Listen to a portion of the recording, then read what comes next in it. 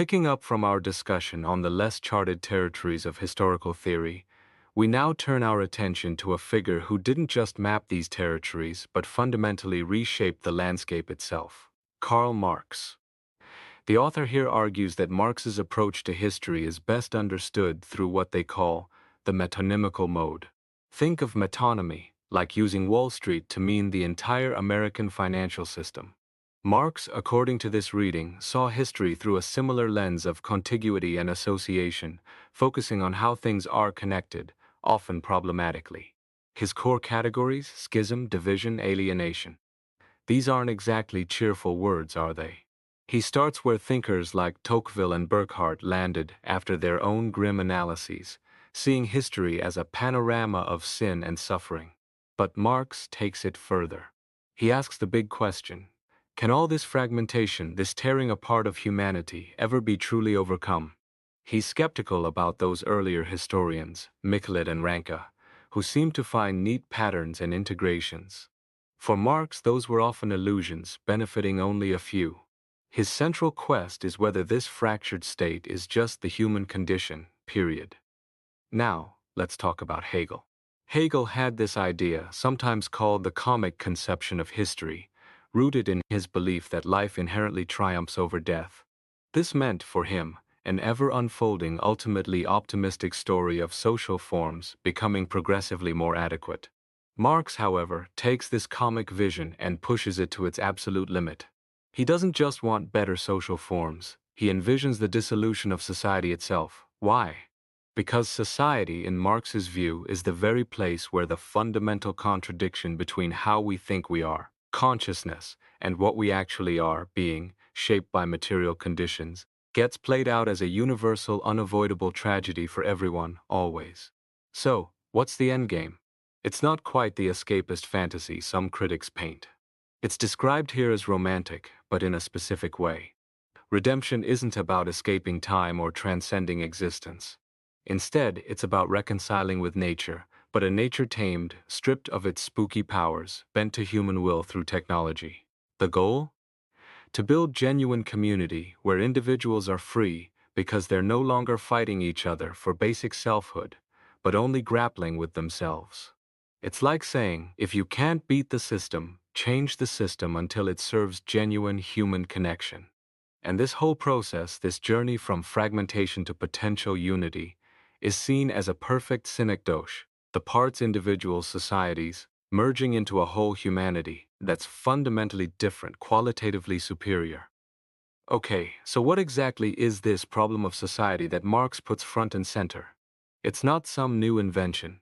Thinkers like Vico worried about it, Rousseau fretted about it, Burke tried to dodge it, and Hegel gave it major philosophical treatment. But Marx grabs it and runs with it, making it the central puzzle of his entire historical project. For Marx, society isn't just one thing. It's a Janus-faced entity. On one hand, it's the tool, the instrument that allows humans to liberate themselves from the raw, untamed forces of nature. Think agriculture, industry, science. But on the other hand, it's also the very source of our estrangement, our alienation from each other. It creates divisions, hierarchies, conflicts. Look at Burke. He saw society as a crucial shield protecting fragile humanity from the chaos outside. Look at Rousseau and the Romantics. They saw society as a corrupting force, blocking access to some pure inner nature within each individual. Marx says, hold on, it's both. Society both unites us against nature and divides us amongst ourselves. It both frees us and oppresses us. That inherent paradox, that double-edged sword, is what historical investigation must grapple with. First, understand how society does both these things. Second, figure out how this impossible situation, being both unified and divided, liberated and oppressed, is going to be resolved over time.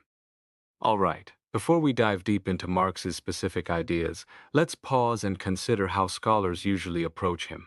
There are standard questions that dominate the field. Is there a clear line between his early, perhaps more humanistic writings, like the 1844 manuscripts, and his later denser works like Capital? Was he fundamentally a humanist or a totalitarian? And does his work actually contribute positively to the social sciences?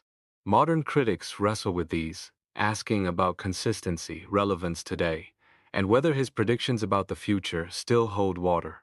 Both his followers and opponents desperately want answers. Is Marxism truly the scientific system it claims to be? Do its crisis analyses fit today's problems? Is its economic theory the best game in town? But the author of this text takes a step back. They argue that these questions, while important, are secondary. Their focus is different. They want to understand the dominant style, the modality, of Marx's thought about history in general. Think of it like identifying an artist's signature brushstroke or a writer's characteristic narrative voice. In this view, Marx isn't necessarily presenting the one true account of history, but rather represents one powerful way of thinking historically, one specific modality that competed with others like Hegel's or Nietzsche's during the 19th century. It's about understanding the lens he used, not just judging the picture he produced. So, if we take this perspective, what does it mean for how we view history itself? The author suggests something quite radical. History, as a collection of documents and events, is inherently ambiguous. You could assemble the same historical facts and create multiple, equally plausible stories about what happened.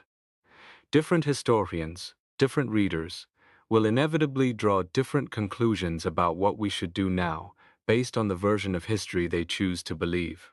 The Marxist philosophy of history, then, is just one tool, one interpretive framework among others like Hegel's, Nietzsche's, or Croce's. It doesn't give you more power to change the world than any other philosophy, though you might choose to use it differently because you believe it's true. Ultimately, adopting or rejecting any grand historical narrative is a voluntary act. It's driven by our personal needs, hopes, fears, and the kind of future we wish to imagine for ourselves and humanity. As these inner landscapes shift, so too does our interpretation of the past. This is starkly different from how we deal with nature. With nature, we have little choice. We either use scientific principles to understand and manipulate it, or we fail. But with history, because we are the makers of history, we can organize and comprehend it in different ways, reflecting different possible futures we value. This leads to an interesting point about social science itself. Think about objective sciences like physics or chemistry. Pretty much everyone benefits from advances in these fields. They help us control and utilize natural resources, regardless of our political leanings. But social science is different. Our stake in the kind of society that emerges from our scientific understanding of nature varies greatly depending on what kind of future we envision. If you imagine a radically different society, you'll likely promote a different kind of social science than someone who wants to maintain the status quo. Each vision of a potential society comes with its own preferred analytical tools and inherent blind spots regarding what's possible. This means we'll naturally have competing, even incompatible, conceptions of social science, the radical one exemplified by Marx, alongside anarchist, liberal, and conservative versions. People get drawn to these different views based on their epistemological beliefs about knowledge, aesthetic preferences, or ethical commitments. Trying to settle these disputes purely on cognitive grounds, pretending to be neutral, is basically pointless. The strongest reasons for embracing any particular historical worldview, including Marxism, are moral ones. And fundamentally, the debate between, say, a Marxist and a non-Marxist view of history isn't really about factual evidence. It's about what counts as evidence, how we decide what data is relevant, and what conclusions we draw from that evidence. The disagreement is about the rules of the game itself. So, what was Marx's specific mission? It wasn't like Tocqueville's to mediate social tensions or like Ranke's to provide a balanced accommodation to existing powers. No, Marx saw himself as a prophet of social innovation. He uniquely conceived of historical consciousness not just as a way to understand the world, but as an instrument for human liberation. Think about his famous line from the Theses on Feuerbach: "The philosophers have only interpreted the world in various ways. The point, however, is to change it." This wasn't saying understanding was useless. It meant that the only real test of whether your understanding is any good is whether it gives you the power to actually change things. This directly challenged the whole idea of a purely contemplative historiography, the kind of objective, detached history that had become academic orthodoxy under Ranke's influence across Europe. For Marx, science wasn't just about describing the world, it was about transforming it. Transforming nature in the physical realm, and transforming human consciousness and practical action in the social realm. His grand theory of history wasn't just an abstract model. It was envisioned as a tool, an instrument, to help humanity finally realize its full potential, breaking free from what he saw as endless incremental approximations towards genuine humanity that thinkers like Hegel or Tocqueville seemed resigned to accept. History, properly grasped, was both the picture of the promised land and one of the tools needed to get there. Given this understanding of Marx's purpose, let's tackle a common scholarly obsession, the supposed evolution or revolution in his thought. Did he fundamentally change his mind between his early works like the German ideology and his mature masterpieces like Capital? The author here makes a bold claim. Regarding Marx's general theory of history, this is largely a pseudo-problem. Sure, it's interesting to speculate about how specific events or encounters with thinkers in the 1840s might have shaped his later works, like the 18th Brumaire. But these are more like hagiographical details, stories about the man, rather than essential theoretical shifts. The real insight, the author argues, lies elsewhere. When you look at Marx's thought as a representative of a distinctive style of historical thinking, from the German ideology right through to Capital, you see a remarkably consistent reliance on a set of what they call topological structures. These aren't just random ideas. They are the fundamental building blocks, the recurring patterns that give Marx's thought its unique character and coherence across his entire output. It's less about tracking changes and more about identifying the underlying architecture. So, what is the essence of Marx's historical thinking, according to this analysis? It's not primarily about cherry-picking bits he liked from Hegel, Feuerbach, the British economists, or the utopians. Rather, it's about how he synthesized two fundamental strategies for understanding complex phenomena: metonymy and synecdoche. Remember those terms? Metonymy is about association, like using the White House for the U.S. government. Synecdoche is about part-whole relationships, using Congress for the U.S. legislative branch. The author argues that Marx masterfully used these two tropes to construct a comprehensive image of the historical world. This framework helps clarify seemingly contradictory elements in his thought: the materialism derived from economists versus the dialectics borrowed from Hegel, the mechanistic view of base relations versus the organicist view of superstructural ones. It also helps distinguish how he attacked opponents versus how he presented his own positive account of history. At the heart of it were profound questions. How can humans be simultaneously determined by external forces yet potentially free?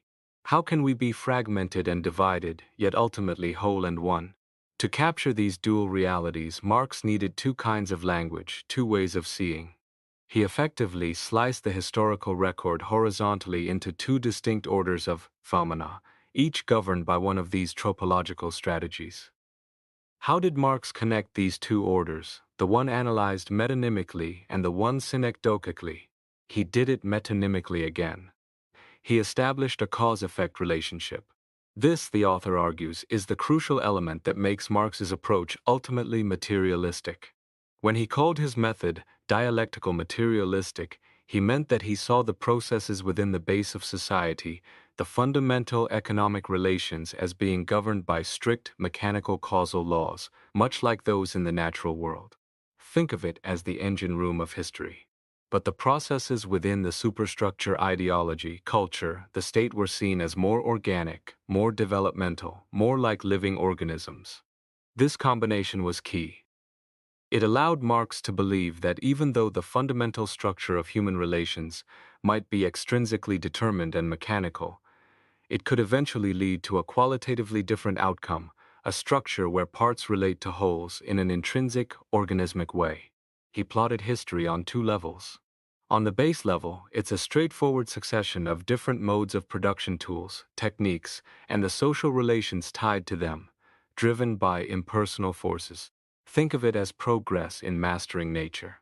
But on the superstructure level, There's a different kind of movement, genuine progress, evolution in how humans relate to each other. Here, progress means a growing awareness of alienation and the development of conditions to overcome it. So history for Marx is a twofold journey, an ascent in controlling nature and a descent into increasing alienation. This dynamic inevitably leads to a crisis point, a moment of decision. Either humanity achieves its earthly kingdom or destroys itself and the very nature it arose from. This dual-level analysis has profound implications for how Marx conceived of history's narrative. It means he was looking at history in two ways at once. There's the synchronic view, analyzing the underlying, constant structure of relationships that persist throughout all of history, the base. And there's the diachronic view, tracing the significant historical movement that transcends this structure and creates something new, the evolution of the superstructure. This dual perspective forces us to plot history in two modes simultaneously, tragedy and comedy. On the tragic side, humans live tragically because, while trapped in the social state governed by the base's laws, their attempts to build a truly viable, harmonious community keep getting thwarted. History seems to work against them. But on the comic side, there's hope. This very interaction between humans and the social system, this tension, this struggle, is what progressively moves humanity towards a condition where the system itself dissolves, and a genuine communist mode of existence is constituted. This is seen as humanity's true historic destiny. So, history is both a frustrating, tragic struggle and a hopeful, comedic progression towards liberation. To understand how Marx analyzed these complex social phenomena, the author points us to the clearest example, Marx's labor theory of value in the first chapter of Capital. Here, Marx introduces a fundamental distinction between the content and the form of value in commodities. He defines commodities as the basic building blocks of wealth in capitalist societies. Every commodity has a use value, it satisfies some human need or want. Think of food, clothing, a tool. But commodities also have exchange value, they can be traded for other commodities. Marx argues that the real content, the substance of value, is abstract human labor. It's the socially necessary labor time embodied in producing the commodity. As he famously puts it, commodities are nothing but particular masses of congealed labor time. This is the constant, the unchanging essence. However, the exchange value, the price or rate at which commodities trade, is variable. It changes depending on the specific exchange system, the market conditions, etc. It often bears little relation to the actual labor time spent. The problem Marx sets for himself, is to explain this gap between the apparent form exchange value and the real content labor value.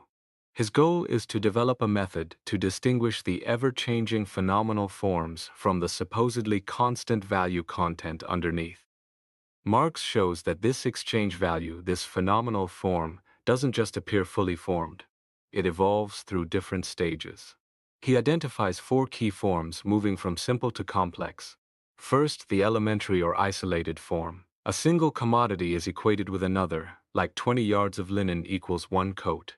Value is expressed relationally. Second, the total or extended form. A commodity's value is expressed through an endless chain of equivalences A equals B, B equals C, C equals D, and so on. Its value is understood in relation to everything else. Third, the generalized form. All commodities are valued in relation to one specific commodity, acting as a universal equivalent, like all being valued in terms of linen. Fourth, the money form. A specific, natural commodity, gold, becomes the universal standard. All values are expressed as quantities of gold.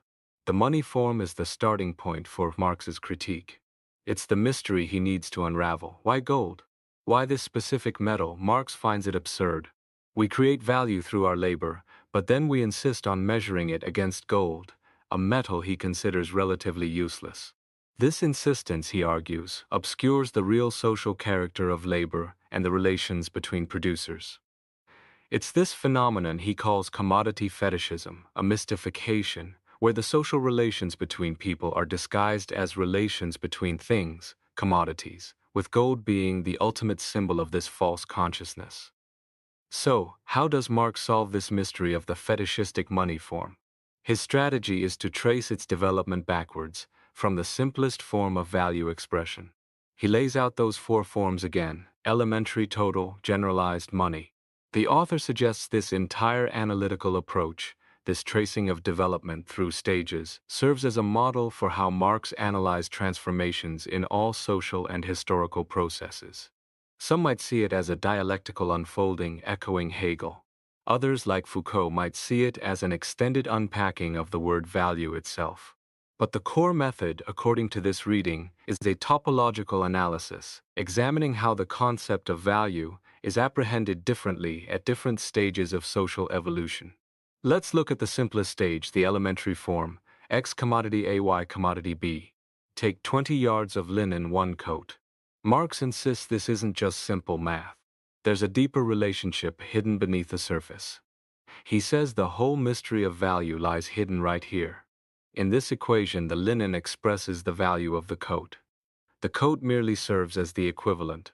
One plays an active role, the other a passive one. The connecting verb, the equals sign, acts metaphorically.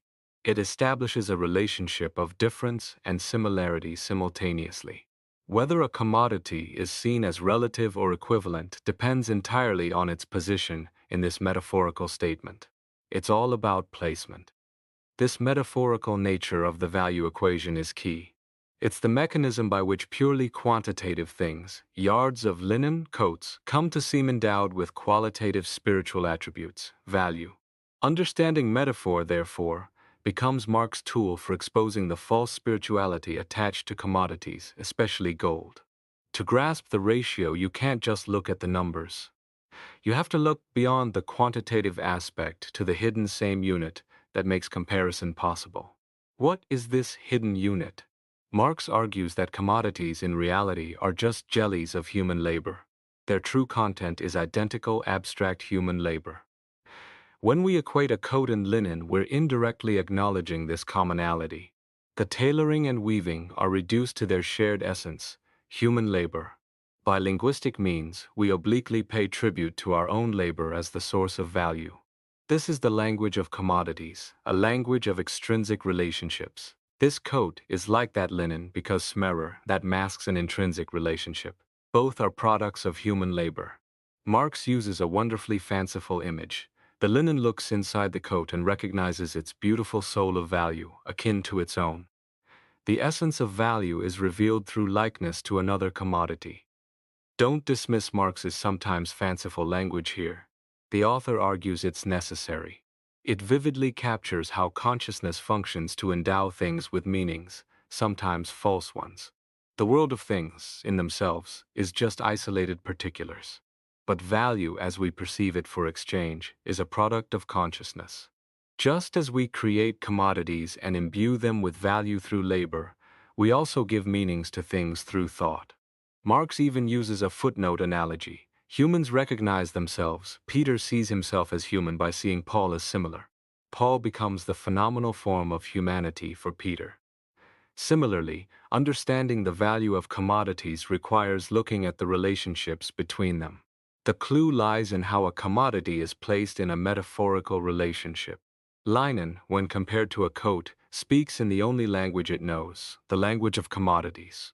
It says, "I'm valuable, because I'm like you, coat, and we're both made by human labor." It says value looks like a coat, so I, linen, and you, coat, are alike in our value. The value ratio A equals B functions like a mirror. The bodily form of B, the coat, becomes the value form of A, the linen, reflecting A's value back to us. Now, why spend so much time on the theory of value? Because, the author argues, this distinction between form and content in value theory provides the perfect analogy for Marx's philosophy of history. Just as the forms of value, elementary, total, generalized, money, change while the content, labor, remains constant, so too does history present us with changing phenomenal forms, different types of societies, while some underlying meaning or content persists. The forms of society produced by history correspond to the forms of value. And crucially, there seem to be the same number of basic forms. The four forms of value correspond to four fundamental forms of society: primitive communist, slave feudal, and capitalist. The big question then becomes, Are the ways these forms of society develop and transition analogous to how the forms of value develop and transition, as Marx laid out in Capital? If the answer is yes, then we've found a powerful key to understanding Marx's historical theory. And importantly, we've established a conceptual continuity between his early and later works. It suggests a unified analytical strategy applied across different domains. Let's elaborate on this analogy. For Marx, the evolution of value forms, starting from that primitive metaphorical equation, A equals B, and moving towards the fetishism of gold, was explained using those two tropological strategies, metonymy and synecdoche. The true content, the labor jelly, remained constant throughout. Similarly, in history, the forms of society change. Primitive communism gives way to slavery, then feudalism, then capitalism. But the underlying content, the modes of production, how humans relate to nature and organize their labor, is what fundamentally drives these changes. The components of these production systems change: tools, techniques, organization, which in turn dictates transformations in social relations. The real meaning of these historical shifts, the author stresses, isn't found by just looking at the surface forms of society, like feudalism or capitalism. It lies in uncovering the hidden transformations occurring in the modes of production. And importantly, once Marx analyzed the elementary form of value and showed its metaphorical nature, he continued to explain the other forms, total generalized money, using purely tropological terms, metonymy and synecdoche. How did Marx use these tropes to explain the other value forms? The total form, where value is seen in relation to an endless series of other commodities, A equals B, B equals C, is characterized by metonymy. It's about seeing things in relation to others in a chain. This very extension of the series, this sense of a whole system, suggests the possibility of a common value shared by all. This leads to the generalized form, explained via synecdoche. The series of commodities is treated as parts of a whole, and this whole is attributed a value, which in reality is still just the sum of the individual labors. But because people obscure this truth, they synecdochically unify this shared value onto gold, the metal that commands the most in exchange. This leads to the money form, which Marx describes as ironic. It's ironic because it hides the real labor content behind the gold equivalent. It's also ironic because it contains a kernel of truth, the desire for a universal standard mixed with error, choosing gold. This fetishism, this false belief in gold's power, is both the condition of self-delusion in advanced economies and, paradoxically, the precondition for consciousness to awaken to the true basis of value, the labor theory itself. So the second half of Capital's first chapter is presented as an exercise in irony, exposing how all other value theories that don't start from labor are ultimately fictional. Labor theory is the baseline. While these other forms aren't totally wrong, they obscure the truth. The history of thinking about value, then, is a descent into self-deception, culminating in denying the worth of one's own labor to worship a worthless metal. Okay, so we've seen how Marx analyzed the forms of value. But how does this connect back to his broader theory of history? To answer that, we need to look at the foundations he laid down in the late 1840s, grappling with the big ideas of his time. At the core of his position was a conviction, heavily influenced by Feuerbach, that human consciousness isn't some mystical separate thing. It's simply a more efficient tool, a capacity for regulating the relationship between humans and their environment to satisfy basic needs, physical and emotional. Consciousness needs nature to exist, but nature doesn't need consciousness. This leads to a fundamental presupposition, stated clearly in the German ideology. Men must be in a position to live in order to make history. Before anything else, you need to eat, drink, have shelter, clothes, etc. The very first historical act, for Marx, is not some spiritual event, but a purely animal one, the production of material life itself. This allowed him to critique all attempts to find a sharp, essential difference between humans and animals. The real distinction emerges only when humans start producing their means of subsistence. The nature of this production is determined by their physical bodies and consciousness. It's just the specific tool humans use, part of their natural endowment, to exploit the environment and sustain themselves. Later in Capital, Marx elaborates on this idea of labor. Labor, he says, is a process involving both man and nature, where man consciously regulates and controls the material interactions. He opposes himself to nature as one of her own forces, using his body's natural powers to appropriate nature's productions for his own needs. Crucially, by acting on the external world and changing it, man changes his own nature. He develops his latent capacities, compelling them to obey his will. This isn't just basic animal instinct. There's an immeasurable interval between that and selling one's labor power as a commodity. In this human labor, there's a specifically human nature. Marx contrasts the architect with the bee. The bee instinctively builds its cell. The architect first constructs the building mentally before building it physically. The result exists in the mind at the beginning. The laborer realizes a purpose, giving law to his actions, demanding constant attention and subordination of his will. This leads back to the conclusion in German ideology. The way people produce their means of subsistence depends on the existing means available. This mode of production isn't just about survival. It's a definite form of activity, a definite mode of life. What individuals are coincides with what they produce and how they produce it. Fundamentally, who we are depends on the material conditions of our production. This reductionist starting point allowed Marx to deduce three fundamental presuppositions or moments of human consciousness, ironically borrowing the term from German philosophers. First, the basic impulse to satisfy needs. Third, the development of adequate modes of production suited to maintaining life in different environments.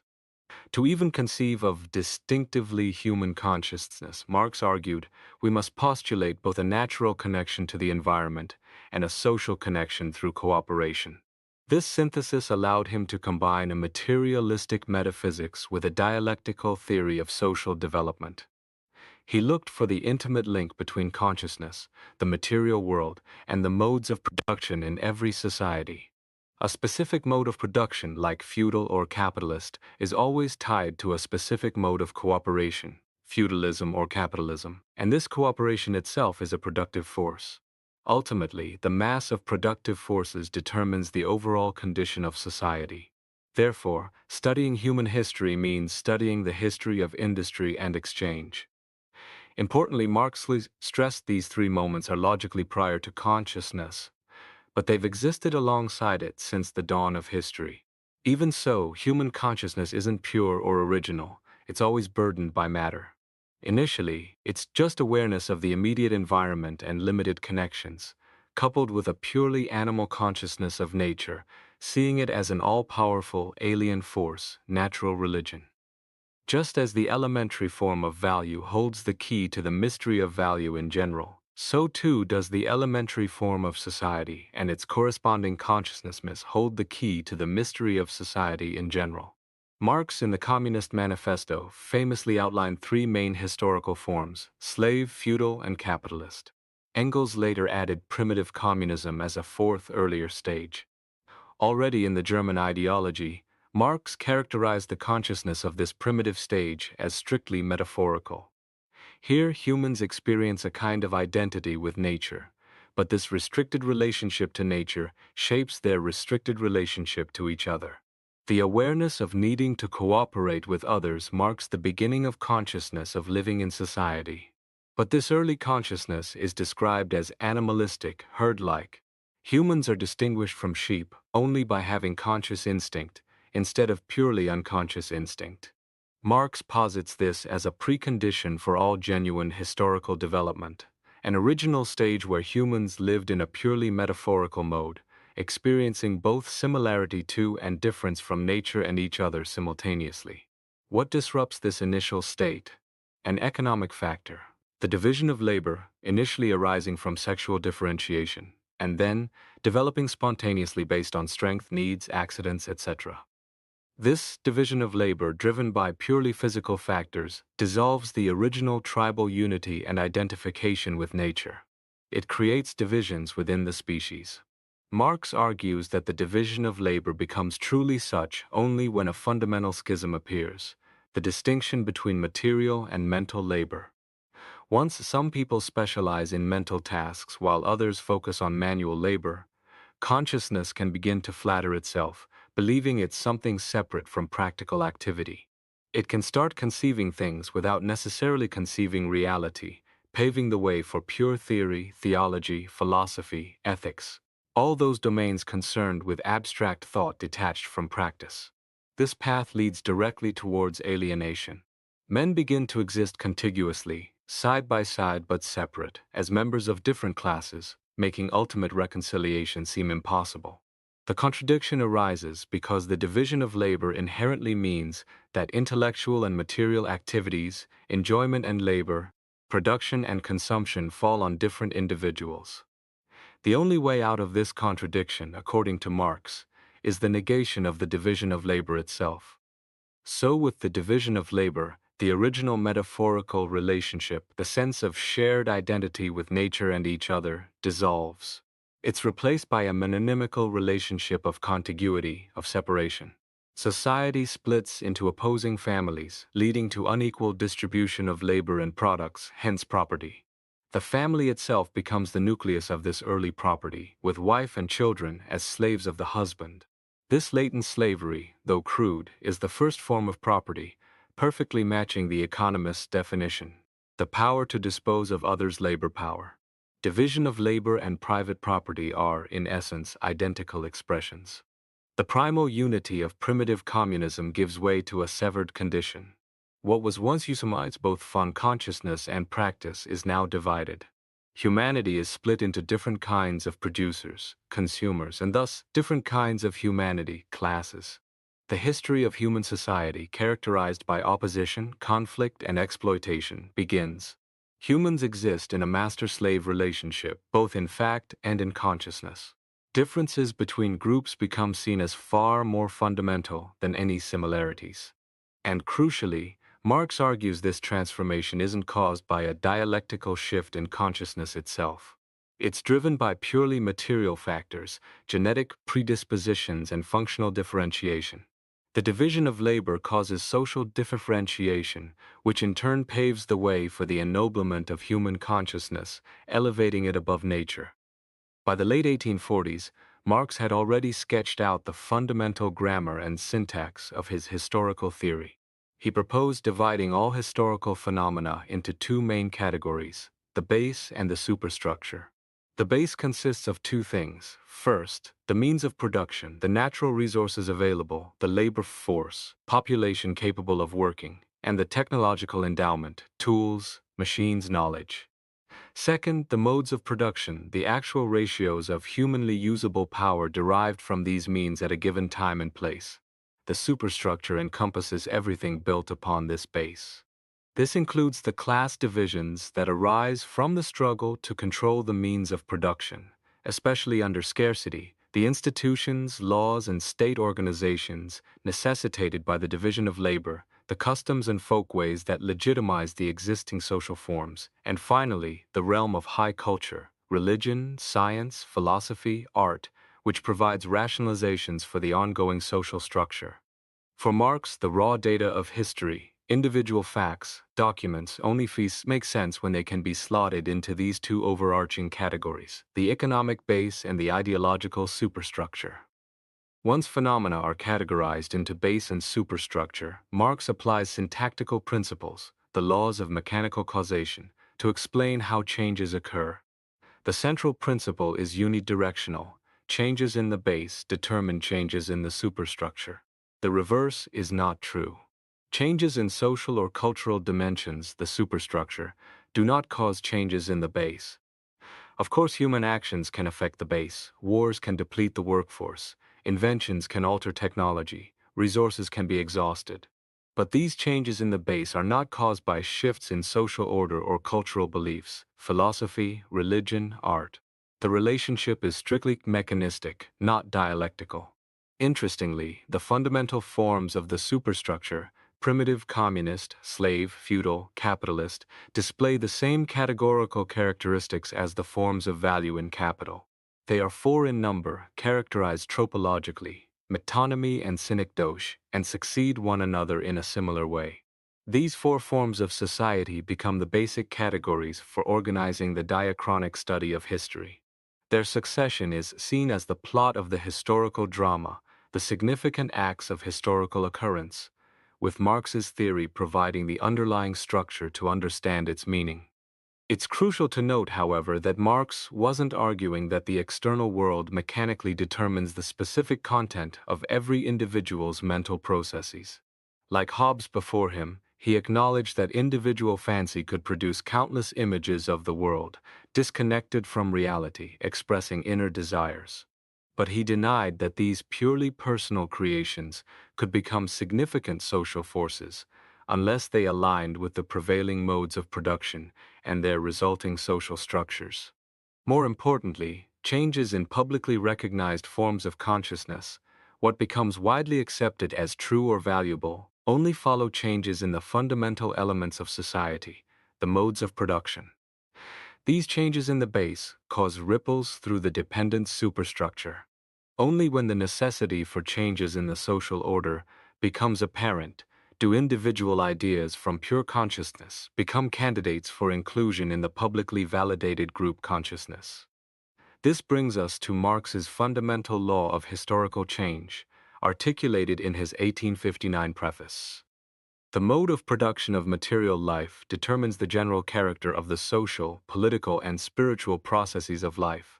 It is not the consciousness of men that determines their being, but, on the contrary, their social being determines their consciousness.